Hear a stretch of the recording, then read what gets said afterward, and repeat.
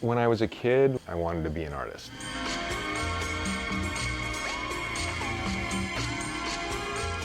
I was born in San Francisco, third generation. In fact, one of the seminal experiences I had was when I was 8 years old. There was a huge Van Gogh exhibit that was brought to the de Young Museum in San Francisco. And my parents and another family took all the kids, and we went up and we spent, the afternoon looking at these hundreds of Van Gogh paintings. It was really stunning. At that time, I'd go to the library. We had a really nice library in town, and I'd sit for hours and hours and go through every book in the art section. Certainly the surrealists were the earliest real draw, looking at Dali and Tanguy and Magritte, and just all these different artists and what they were saying with their images. That was a huge inspiration when I was young. When I was in college, I finally started to begin to understand Cubism and that idea of kind of wrapping your arms around reality and unfolding it and then reassembling it on a 2D surface. And the more I've traveled to France and the more I've kind of seen different aspects of both where they were physically and understand more of the history, the more it continues to inspire me. My work fuses traditional media and high technology. You can do so much. You can do virtually anything you can conceive of, because that to me is a big part of art in our age. It's an outgrowth of being in love with life, right?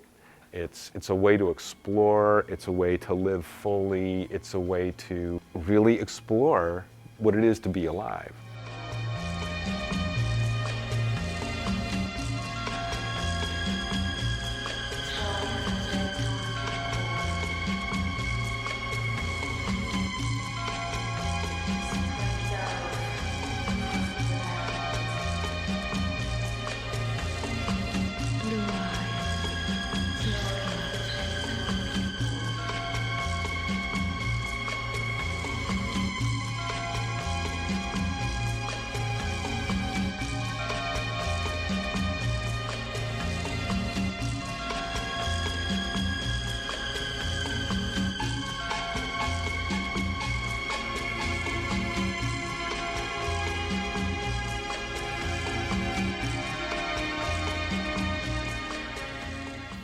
I don't believe in revolution anymore in terms of art, and boundary evolution, yes, because we pushed the boundaries so far, from back in the days of the French Academy, and then breaking through that with Impressionism and Fauvism and Cubism and Surrealism and all the isms and the fragmentation that happened throughout the 20th century, right?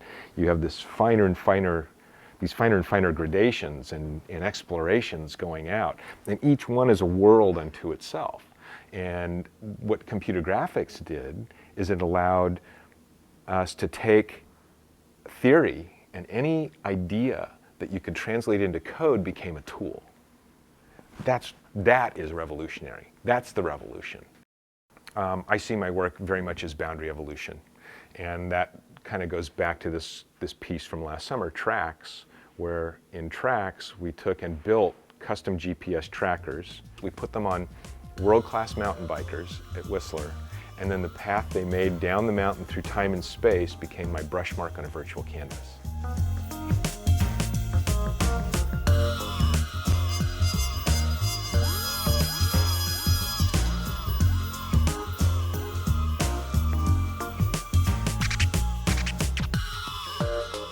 It's exciting when people are inspired by what you do.